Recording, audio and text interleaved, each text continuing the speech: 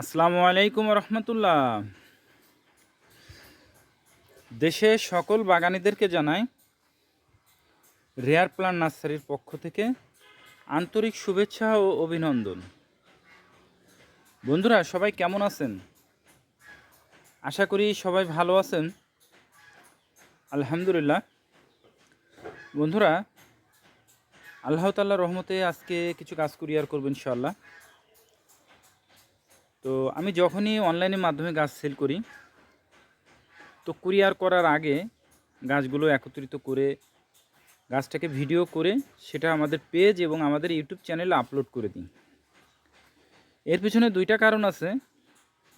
প্রথম কারণ সেটা হচ্ছে যে বাগানের উদ্দেশ্যে গাছটা পাঠাচ্ছি ওই বাগানি যাতে নিশ্চিত করতে পারে তাকে যেটা দেখাইছি ওইটাই সে পাচ্ছে কিনা।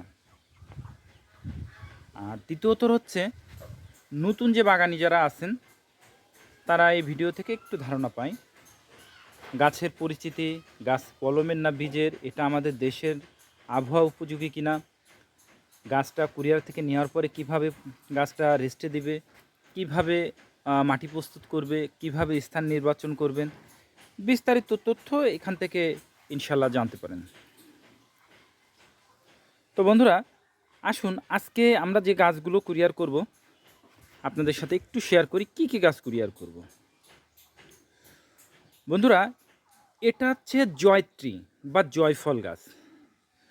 জয়ত্রী বা জয়ফল গাছ, জয়ফল হচ্ছে বড় একটা ফল, এটাকে জয়ফল আস্ত অবস্থায় বাজারে বিক্রি হয়। আর জয়ফলের ভিতরে যে শ্বাসটা হয় সেটা হচ্ছে জয়ত্রী। একই গাছ একই ফল। জয়ত্রী ভিতরের শ্বাসটা আর উপরের ভিতরের পাপড়িটা আর উপরের ফলটা হচ্ছে জয়ফল। তো এটা হচ্ছে জয়ফল গাছ এটা হচ্ছে বাংলাদেশের আবহাওয়া উপযোগী কলমের গাছ, ইম্পোর্ট করা গাছ এটা। এবং এর কলমটা দেখুন কত সুন্দর কলমটা, এটা জোড় কলমের গাছ এবং এই গাছগুলোতে ফুল ছিল। এর আগেও আমরা দেখাইছি যে আমাদের যে গাছগুলো পাঠাইছিলাম প্রত্যেকটায় ফুল ছিল। তো এটা বাংলাদেশের আবহাওয়া উপযোগী এবং খুব দামি একটা মশলা জাতীয় ফল, আপনারা সবাই জানেন। ইনশাল্লাহ এটা লাগালে হয়তো শর্ট টাইমে ফল দাঁড়াবে, তবে ফুল আসবে, কিন্তু ফুল দাঁড়ায় নাই। এটাতেও ফুল আসছিল এগুলোতে। তো এটা হচ্ছে জয়ত্রী বা জয়ফল গাছ, এটা কলমের গাছ, ইম্পোর্ট করা, এটা আমাদের দেশি প্রোডাকশন না। এরপরে যেটা দেখাবো সেটা হচ্ছে রোলেনিয়া। বন্ধুরা, রোলেনিয়াটা হচ্ছে খুব বড় ধরনের একটা ফল, আতা ফল জাতীয়। ফলটা অনেক বড় হয় এবং খুব সুস্বাদু একটা ফল। এটাও বাংলাদেশের আবহাওয়া উপযোগী এবং এটাও কিন্তু কলমের গাছ। দেখুন এই যে কলম, এবং শীতের সময় এজন্য গাছের পাতা নাই, সব পাতাই হয়ে যাচ্ছে। এটা ছাদে এবং নিচে দু জায়গাতেই হবে ইনশাল্লাহ। রোলেনিয়া। বন্ধুরা, এরপরে যেটা দেখাবো সেটা হচ্ছে অশোক ফুল।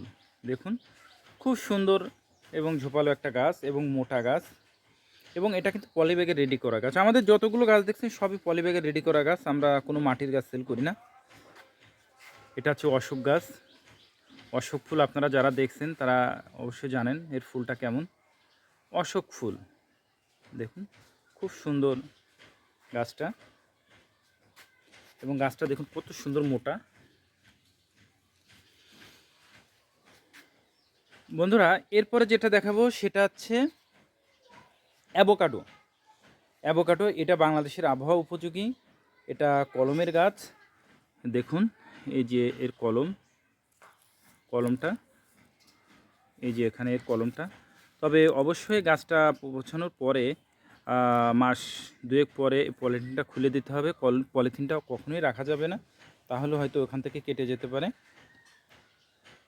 এটা হচ্ছে অ্যাভোকাডো, বাংলাদেশের আবহাওয়া উপযোগী, অনেকে বাণিজ্যিকভাবে এটা চাষ করতেছে।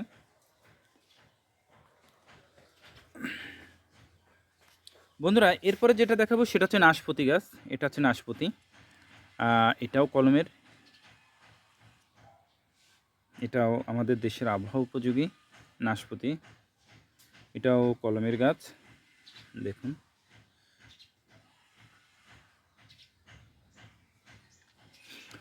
বন্ধুরা এরপরে যেটা দেখাবো সেটা হচ্ছে পার্সিমন। পার্সিমন এটা এটা হচ্ছে জাপানের সেই পার্সিমন। এটা ইন্ডিয়ান কলম। দেখুন এই যে কলম পার্সিমন। এবং আপনাদের এখন কিন্তু পার্সিমনে পাতা নেই, এখন পাতা আসবে। দেখুন বন্ধুরা এটা দেখে মনে হচ্ছে মারা গেছে, তারপরেও আপনাদেরকে আমি একটু ইয়ে করে দেখাই যে আসলে এটা জ্যান্ত আছে না মারা গেছে, একটু দেখাই।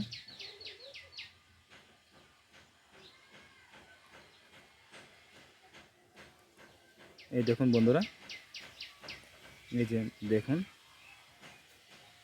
দেখুন এই যে জ্যান্ত, একটু খেয়াল করুন।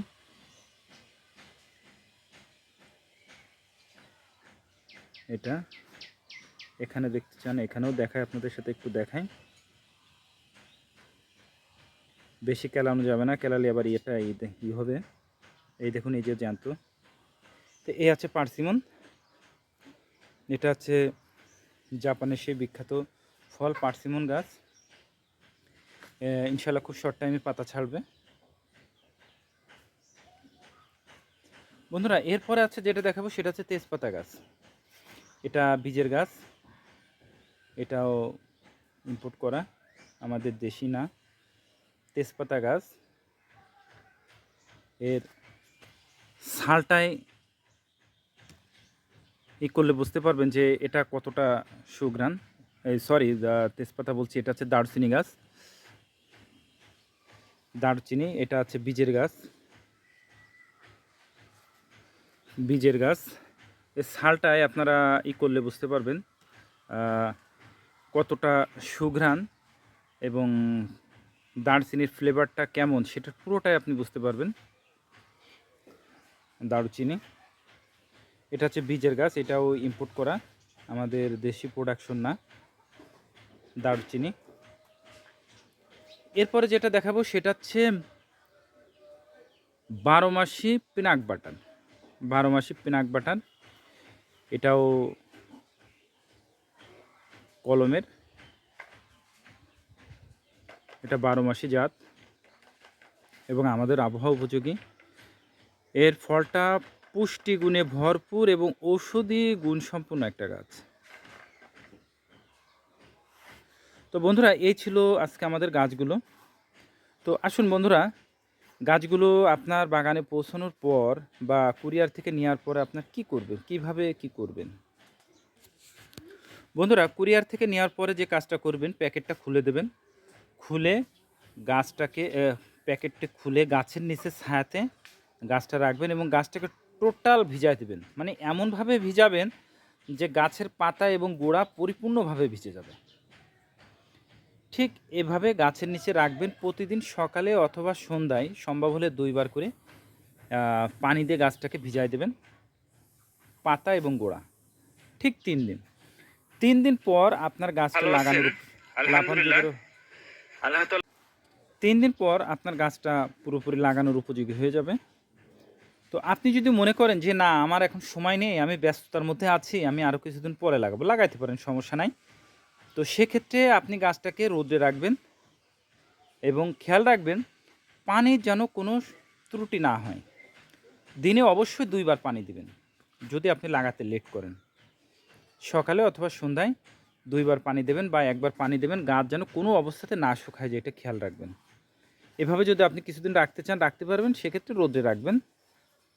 আচ্ছা, আর যদি লাগাই দেওয়াটাই ভালো।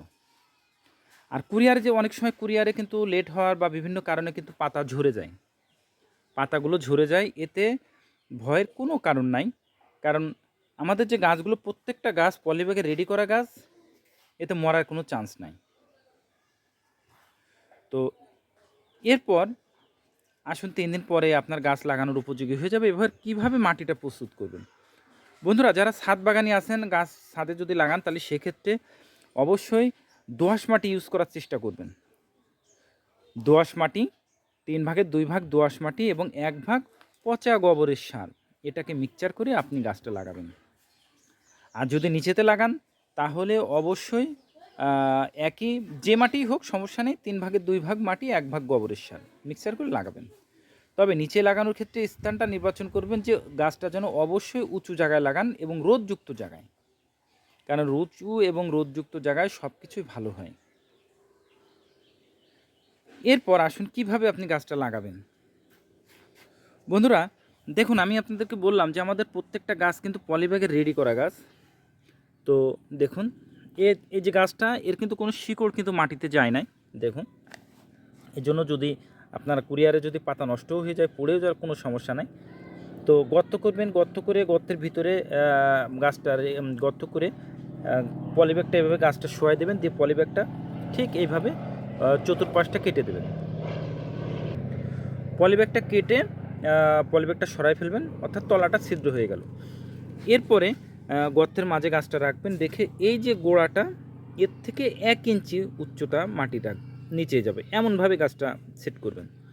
এরপর 2 পাশ থেকে পলিব্যাগটা কেটে ছিঁড়ে ফেলবেন, ফেলে গোড়ায় সুন্দর করে মাটিটা চেপে দেবেন, দিয়ে গাছে ভালো করে একটা খুঁটি দেবেন যাতে গাছটা বাতাসে দোল না খায়। এরপরে আপনি গাছে পানি দেবেন। দেওয়ার পর আপনার এখানে কাজটা শেষ। যদি নিচে লাগান তাহলে সেক্ষেত্রে গরু ছাগলে যাতে না খায় তার জন্য একটু বেড়া দেওয়ার ব্যবস্থা করবেন। আর ছাদে লাগালে তো কোনো সমস্যাই নাই। এবার প্রতিদিন 1 থেকে 2 বার করে সকালে অথবা সন্ধ্যায় পানি দিবেন। কখনোই দুপুরবেলা পানি দিবেন না, কারণ দুপুরবেলা অত্যাধিক গরম থাকে, গাছের রুটগুলো নষ্ট হয়ে যাওয়ার সম্ভাবনা থাকে। এজন্য সকালে অথবা সন্ধ্যায় পানি দেবেন। গাছের গোড়া যখন দেখবেন হালকা শুকায় গেছে তখন পানি দিবেন। স্যাঁতসেঁতে অবস্থায় কখনো পানি দিবেন না গাছে, এতে শিকড়গুলো নষ্ট হয়ে যাওয়ার সম্ভাবনা থাকে। ঠিক এভাবে আপনি 2 মাস পানি দিবেন।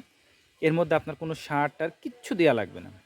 2 মাস পর দেখবেন আপনার গাছগুলো এমনি আস্তে আস্তে অনেকটা পাতা ছেড়ে তরতাজা হয়ে উঠছে। কারণ আমাদের যে গাছগুলো, এতে কোনো সার বা কিছুই ব্যবহার করি না, শুধু মাটিতে গাছগুলো লাগানো হয়। বন্ধুরা, এই ছিল আমাদের গাছগুলো। তো এখানে যে গাছগুলো দেখছেন, এই গাছগুলো কিন্তু সবই বিক্রি হয়ে গেছে, সেল হয়ে গেছে। তো আপনারা চাইলে এই ভ্যারাইটিগুলো সংগ্রহ করতে পারেন, তবে এইটাই দিতে পারবো না। এই ভ্যারাইটি আমাদের আরও আছে, চাইলে ইনশাল্লাহ আপনাদেরকে দিতে পারবো। তবে আমাদের কাছ থেকে গাছ নিতে গেলে অবশ্যই আপনাকে গাছ দেখে নিতে হবে। আপনাকে গাছ না দেখায়ে আমরা কখনোই গাছ আপনাকে পাঠাবো না। আপনি যদি এসে দেখে নিতে পারেন আলহামদুলিল্লাহ, আর যদি না আসতে পারেন তাহলে সেক্ষেত্রে ভিডিও কলে আপনারা গাছ দেখবেন, দেখে গাছটা কলমের না বীজের, সেটা আমাদের দেশের আবহাওয়া উপযোগী কিনা বা আমাদের দেশে ফল হয়েছে কিনা, বিস্তারিত তথ্য আপনারা জানবেন। জানার পরে তারপরে আপনাদের উদ্দেশ্যে গাছ পাঠাবো, এবং পাঠানোর আগে অনুরূপভাবে আমরা ভিডিও করে আমাদের পেজ এবং আমাদের চ্যানেলে এটা আপলোড করে দেবো, যাতে আপনি নিশ্চিত হতে পারেন যে আপনাকে যেটা দেখাইছি ওইটাই আপনি পেয়েছেন কিনা। তো বন্ধুরা, আমাদের পেজটা কিন্তু গাছ সম্পর্কিত, আমাদের চ্যানেলটাও গাছ সম্পর্কিত। তো যারা আমাদের পেজে নতুন আছেন তারা পেজটিকে ফলো দিয়ে রাখবেন গাছ সম্পর্কে বিস্তারিত তথ্য পেতে, এবং যারা আমাদের চ্যানেলে নতুন তারা চ্যানেলটিকে সাবস্ক্রাইব করে রাখবেন। এবং ভিডিওটা যদি ভালো লেগে থাকে অবশ্যই শেয়ার করবেন, যাতে নতুন বাগানি যারা বন্ধুরা আছে তারা যাতে গাছ সম্পর্কে একটু হলেও ধারণা পায়। আর এর ভিতরে যদি কোন গাছটা আপনাদের ভালো লেগেছে অবশ্যই সেটা কমেন্টস করে জানাবেন, এবং আমার কথা কাজে যদি ভুল ত্রুটি হয়ে থাকে সেটা অবশ্যই ক্ষমার দৃষ্টিতে দেখবেন। তো বন্ধুরা, গাছ সম্পর্কে যে কোনো প্রয়োজনে আমাদের ডেসক্রিপশনে নাম্বার আছে, হোয়াটসঅ্যাপ নাম্বার আছে, কন্ট্যাক্ট নাম্বার আছে, আপনারা নক করবেন। ইনশাল্লাহ আমরা চেষ্টা করব আপনাদেরকে সহযোগিতা করার। তো বন্ধুরা, ভালো থাকুন, সুস্থ থাকুন। আল্লাহ তাআলা যেন সেটাই করেন যেটা আপনার, আমার এবং আমাদের দেশের জন্য কল্যাণকর। এবং বাগানি স্বপ্ন বাস্তবায়নের উদ্দেশ্যে গাছগুলো পাঠাবো, গাছগুলো যাতে ভালোভাবে পৌঁছায় এই আশাই করি। আসসালামু আলাইকুম রহমতুল্লাহ।